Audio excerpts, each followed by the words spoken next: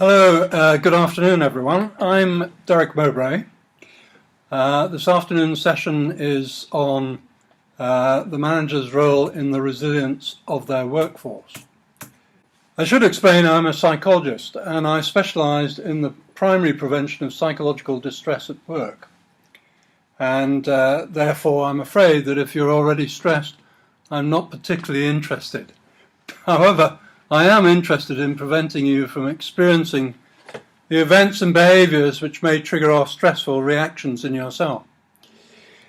This afternoon we're going to be talking about your role as the manager in the resilience of other people, your teams. The definition of resilience is having flexible strength of mind.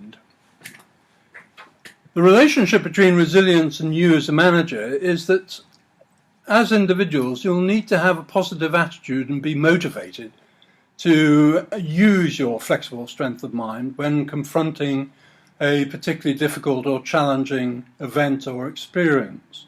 And so your role as manager is to try to ensure that your team develops a very positive attitude towards you and towards the organisation and of course towards their work. This is because resilience is a choice. You can choose to be resilient or not. There is something known as active resilience where you actively overcome something by looking for solutions to a problem and then applying those to the situation. And then there is passive resilience where you decide that the event is too great, or you feel that you can't be bothered to use any energy to overcome anything, and you are passive and just hope for the event to overcome you. In other words, you keep your head down and you don't get involved with trying to solve the problem. What we're interested in is creating an environment where individuals feel positive enough about the situation that you become actively resilient. So as a manager, you want your team to be not only resilient, but you want them to be engaged, active, loyal, and to actually go the extra mile for you. In other words, you want a team around you which is very much energized, enthusiastic and motivated to make their job a success as well as the organization that you're working in. So you as a manager also want to prevent your team from experiencing stress. You want to do that because stress interferes with concentration, and therefore concentration is essential to performance, and if it's interfered with, then of course people don't perform at their best. So you want a very active team and a very positive, enthusiastic, supporting environment. So what prevents this in the workplace? Well, of course it's the style of management, as this slide indicates.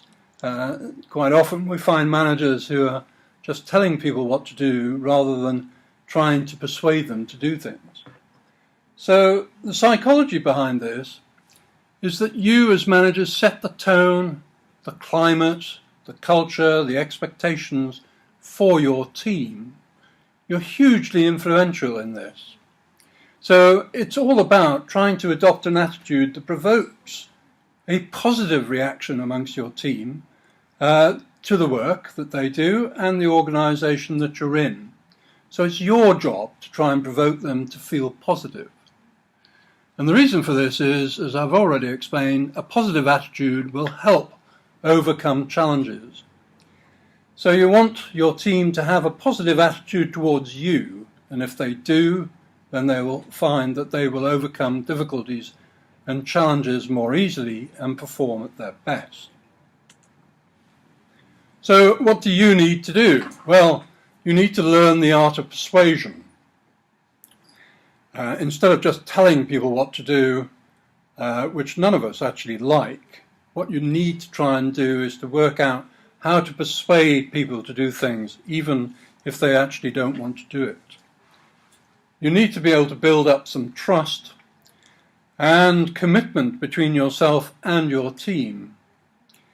And you need to develop positive and strong relationships with your team members. And you need to establish mutual expectations, all of which we're going to be talking about this afternoon.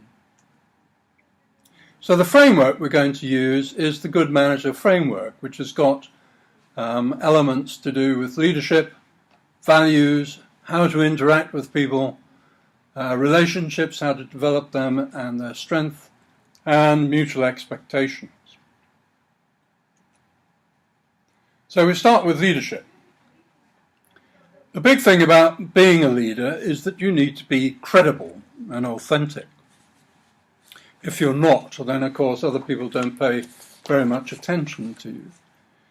So leaders and managers are role models. When you are seen to be authentic and in a leadership position, then you do act as a role model. You're on show all the time. So what you do and how you do it will actually have an impact on the performance of your team. So what we want to do in the first instance is for you to find out how good a leader or manager you are. And I'd like you to mentally complete this questionnaire. There are the questions on the left-hand side, and you can score yourself mentally between 1 and 10. 1 is that you think you're no good, and 10 is that you think you're brilliant. Now just be careful here. One of the human features that we have is that we're prone to exaggeration. So try not to score yourself too highly. So just spend a little time mentally scoring yourself. You can interpret questions in any way you like. Good. Okay, so you now know a little bit more about yourself. The trick here is to take this question and questionnaire and ask your team to score you. And once they've scored you on the same elements, as it were, the same questions, then you need to compare your own scores with their interpretation of how you are, how good you are at being a leader and manager. So, as I say, you now know a little bit more about yourself. So let's have a look at how we can progress your leadership self. I want you to answer this question. I usually know how others perceive me. If you don't know how others perceive you, then score between 1 and 3. And if you do know how other people perceive you, then score between 3 and 5.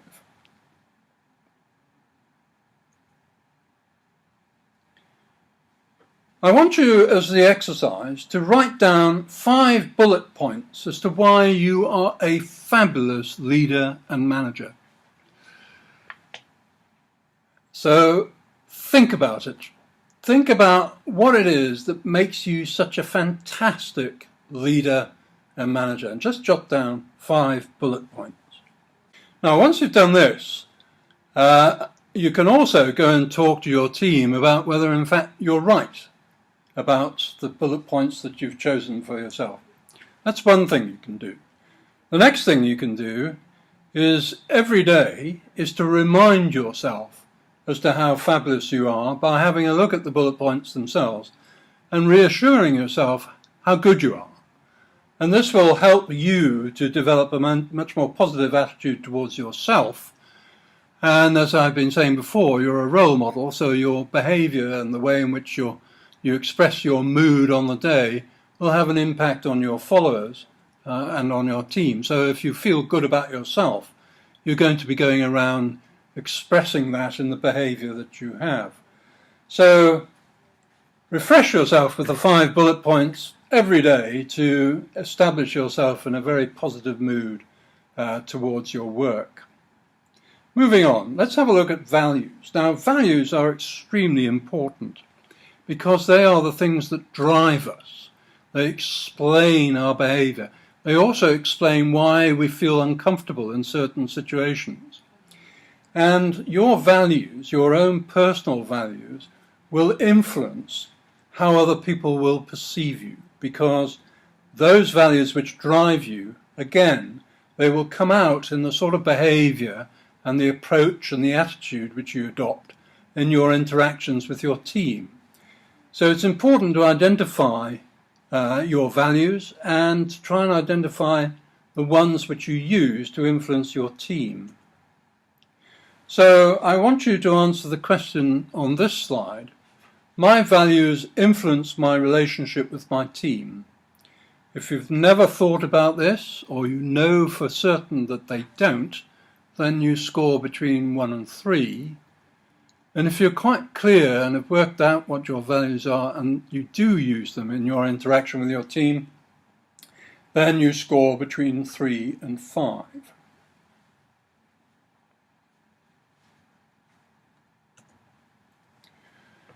As I've explained, core values are drivers, so demonstrating your values in everyday work provides a solid foundation for your relationship with your team, and therefore team relationships with you.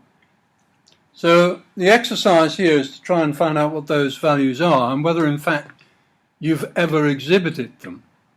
So I want you to imagine that it's your retirement party. And these days retirement parties are when you're getting really quite ancient, aren't they? But anyway, you just imagine your retirement party. It's a big party. You're a popular person. Your colleagues come and they form a queue because they want to whisper some things into your ear for only you to hear. So who is in the queue? Who are the colleagues that have come to your retirement party? And what is it that they're saying to you that makes you feel fantastic? So what I want you to do is to write down 5 positive things that you think your team would say to you at your retirement party, which makes you feel fantastic. So I now want you to just sort of have a look at those 5 things which people have whispered in your ear, which make you feel fantastic, and just check to see if you really think you behave in the way that merits those comments. Because if you don't behave in those ways, now is the time to start doing so, because presumably there's quite a lot of time between now and your retirement. So today you can start behaving in the way that you would like other people to receive positively, so positively that when they do come to your retirement party, they actually tell you so. So you start now. So let's now move on to the next one, which is about interaction. It's about how you interact with other people. This is all about persuasion. This is all about trying to persuade people to do things that they might otherwise not do without causing them any form of distress. This is the essence of successful leadership and management. So good interaction is the ability to persuade others to do things that they might otherwise not wish to do without causing any distress. So I want you to answer the question, I'm very attentive to other people and what they say. If you think that you're not very attentive, in other words, you easily get diverted, bored, persuaded to think of other things or not interested in other people, then score between 1 and 3. But if you're someone who sets out to really listen to other people and be very attentive to them, then I want you to score between 3 and 5.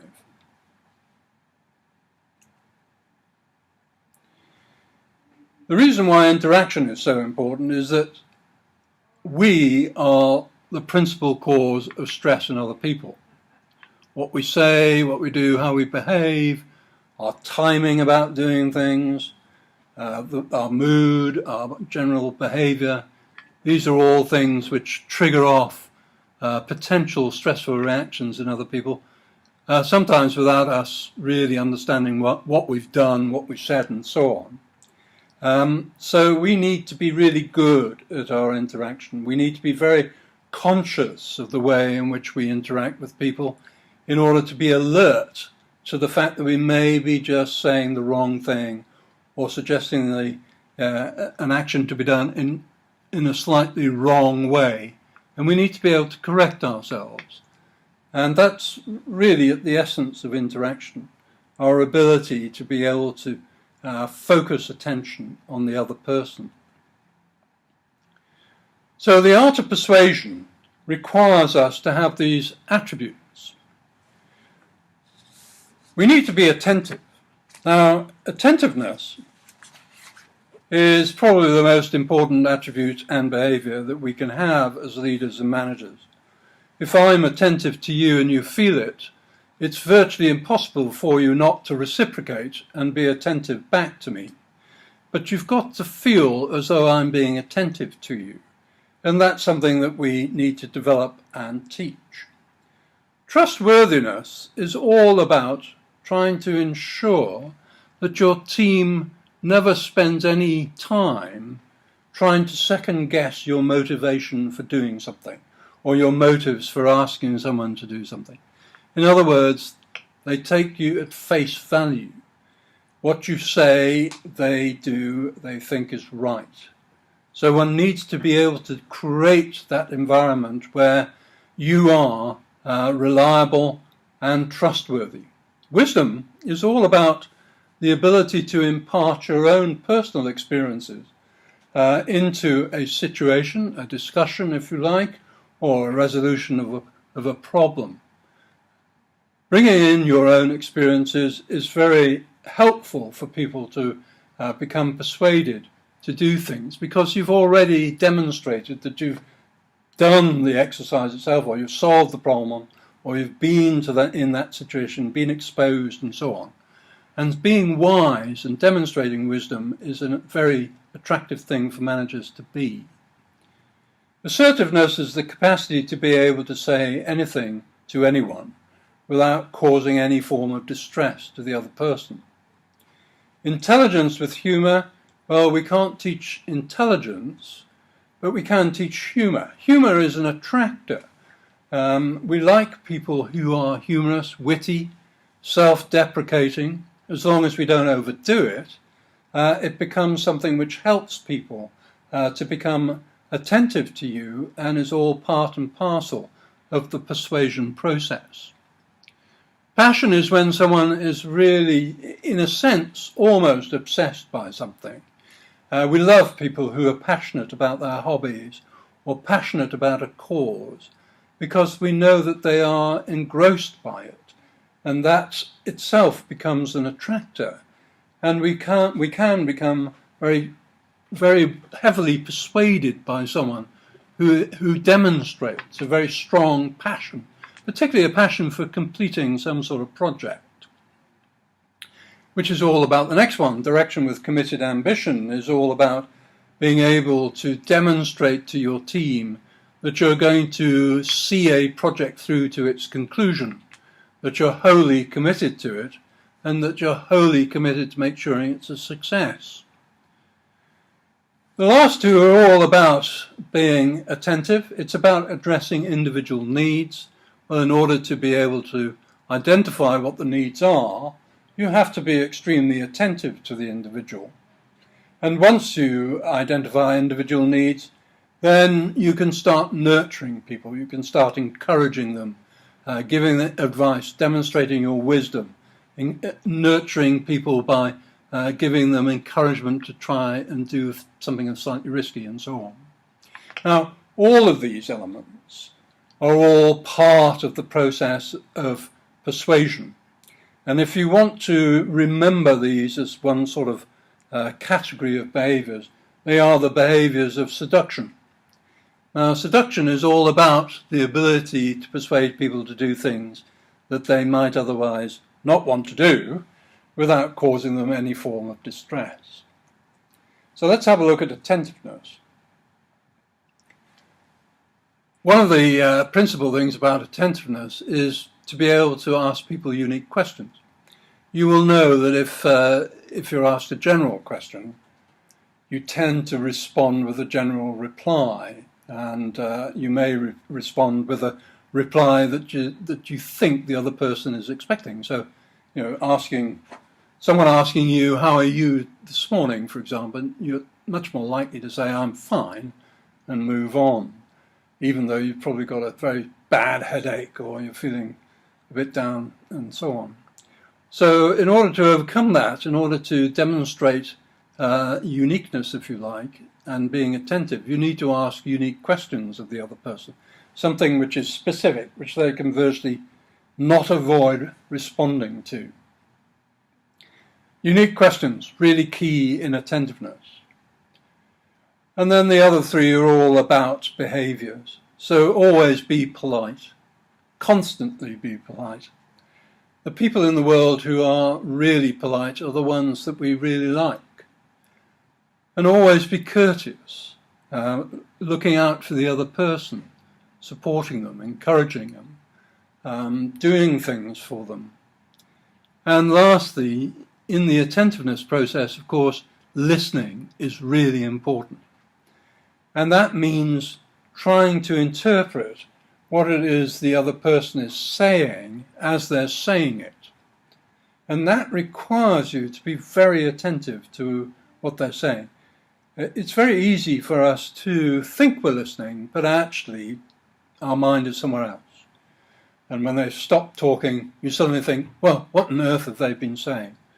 So it's really quite difficult to concentrate hard, but you need to in order to be attentive. Assertiveness is, as I say, the ability to talk to anyone about anything. So it's also the ability to persuade others without causing distress. The assertive message has 4 parts to it. The first is, you should always recognise the positive in the other person by acknowledging the situation that they might be in. Something along the lines like, I know you need to clear your desk by Thursday as you're going on holiday. Or I know you want to be the best chef in town.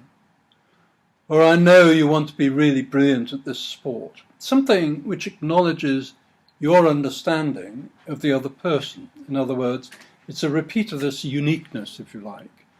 The other person, therefore, understands that they are of some value to you because you've identified something that is unique about them. So once you've praised them and said something positive, you can then tell the other person, how you feel. I feel upset, I feel disappointed, I feel let down, I feel whatever you feel. And then you can go on to explain why. I feel upset, this steak, I ordered it to be well done and it's come back as being rare. I feel disappointed, the report that you promised to be delivered on Wednesday is not yet arrived. So, going back over, you start off by praising the other person. Once you've done that and you've got their attention, you can say how you feel, then you can say why you feel the way you do, and the last thing you do in the assertive message is tell the other person what you want to happen next. So I know you want to be the best chef in town. I feel upset. The steak I ordered to be well done has come back as rare. I'd like you to go take it back to the kitchen and make sure that it comes back well done, please. So those 4 sections are really important. But the big message here is don't connect the first sentence with the second. Never start off praising someone and acknowledging their position and situation and then say, however, but. I know you want to be the best chef in town, but. Or I know you want to get off on holiday on Friday, however. I know you want to be the best social worker, but. And the reason why you should never say however or but is that it negates the praise. It just demolishes the whole point of the first sentence. So never say but or however in the connection between the first and the second part of the message. All right, let's move on then to relationships. Relationships in a team does make all the difference between high and low performance.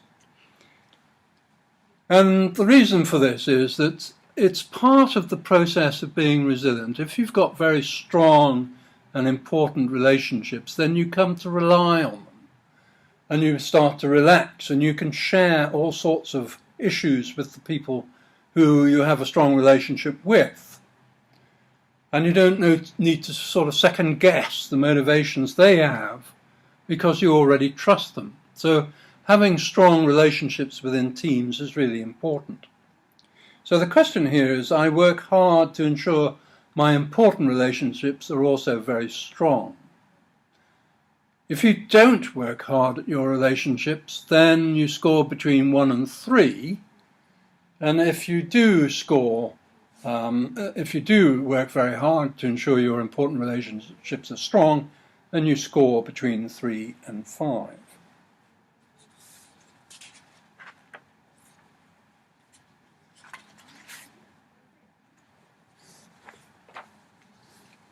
So this slide just repeats what I'm saying. If you've got important and strong relationships, then you come to rely on them. Then you can share things, you can let off steam, as well as seeking their advice and support in problem solving and everything else. So it's important to understand whether you do have already important and strong relationships. So in this exercise, I want you to identify 5 people with whom you work most closely. And I want you to try and identify if those 5 people, whether you have a very important or not very important relationship with them. And then I want you to try and identify how strong that relationship might be. Now, this slide here should help you. So if you imagine or write down on a piece of paper 5 team members that you have a close relationship with, then ask yourself the question, how important is that team member to me? Now, importance is all about their contribution to your success and happiness. Are they contributing to your success and happiness? Now, if they are, and if in fact your success and happiness to a large part depends on your relationship with that team member, then you score close to 5. If, however, you've decided when thinking about it that that team member really isn't contributing to your success and happiness, they just happen to be a member of the team but they're not actually important to you, then you score close to 1. So just think about how important these team members are to you.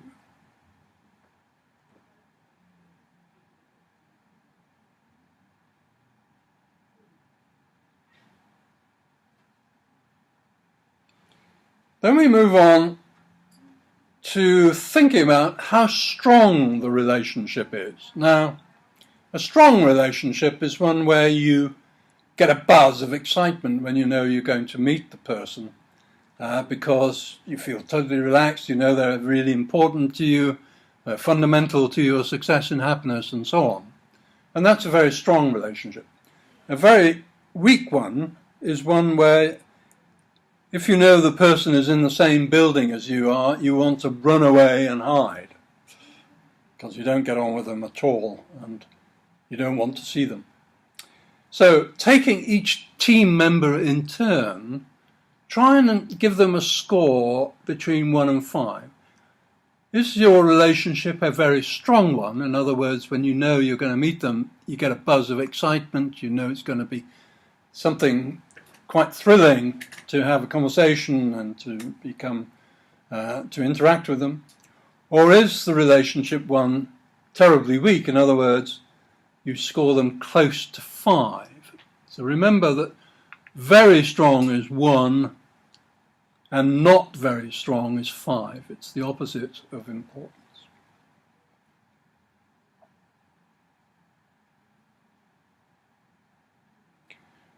Once you've done that, I want you to multiply the 2 scores and let's have a look at the scores in the right-hand side. So remember the scoring is in reverse for strength compared to importance. And just jot down your scores in the right-hand column.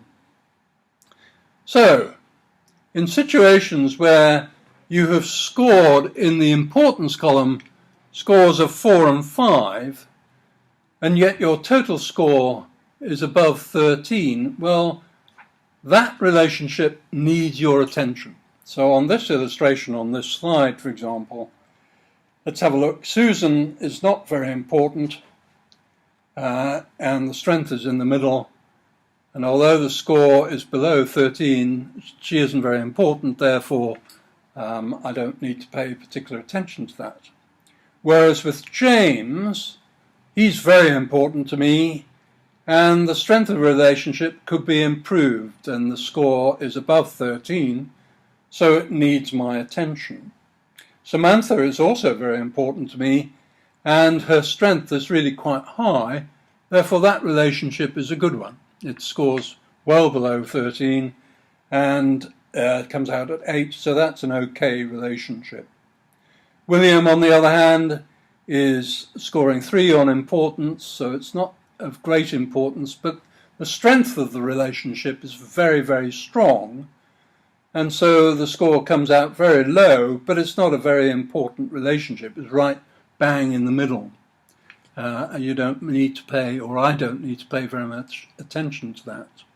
Lucy, very strong and important relationship. It's a very important relationship, but the strength of it is not very strong. She's scoring a 4 there. So that comes out at 16. So that's a relationship I need to pay attention to and strengthen it. So by now, I think you've probably got the idea as to how to use the scores. And where you've got a strong relationship, which isn't very important to you, pay less attention to it, because you want to pay attention to the important relationships and make sure that they're very strong, because they're the ones which help you, and conversely, they're the ones where you help them, and that's the importance of this exercise.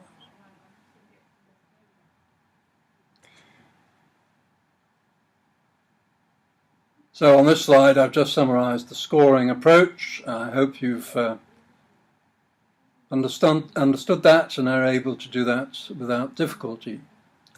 So one of the ways in which you can improve a relationship is to make sure that mutual expectations are present. One of the big problems about organizations is that expectations are not often expressed overtly, that there is often a great assumption about expectations, that people expect people to do things without actually having expressed that in an overt fashion. Well, it's important to be really quite clear about expectation and what is expected from each other. So, the question here is, I know what each member of my team expects from me. And if your answer is, I don't know, then you score closer to 1 and 3, between 1 and 3.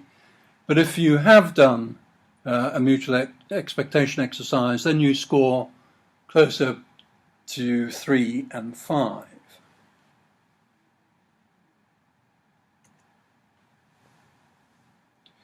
So establishing mutual expectation creates the understanding between people, and that is the sort of foundation, if you like, for building trust and commitment, and is one of the fundamental things that needs to be done to produce high performance. So the exercise is to establish mutual expectations. My expectation of you and your expectation of me. So on this slide you see 4 people, suitably titled A, B, C and D. You're in the middle. You go along to A, and you have a chat to A, and you say, A, Alan, my expectations of you are that you will support me in everything I do, and you will do everything on time, and you will look out for me and make sure that I behave very well as your manager. And if Alan says, okay, boss, that's a good idea, then you draw an arrowhead from Alan towards you, because Alan is fulfilling your expectations of him. Then you go on to B. Now then, B, who should we call B, Belinda. Belinda, now then, Belinda, you have the conversation with Belinda saying, tell me, Belinda, what are your expectations of me? And once she's got over the shock, then she might tell you, well, boss, look, boss, I would like you to support me in everything I do, to look out for me, nurture me, encourage me in everything, and make sure that I'm a success. And if you as boss sort of say, yeah, okay, Belinda, I'll do that, then you draw an arrowhead from you towards Belinda. What we want is a situation down where D is, Derek, suitable name, where the arrowheads go both ways. So the exercise from your point of view is to identify 4 of your closest colleagues in your team and to work out whether you've got all the arrowheads in place. Have all the expectations be defined so that you can draw the arrowheads going both ways. If you discover that there are some arrowheads missing, then you need to go and have the conversation with those people about your expectations of them and their expectations of you. So we're coming to the end. What are the things that you can do starting today to help with their resilience and improve their performance?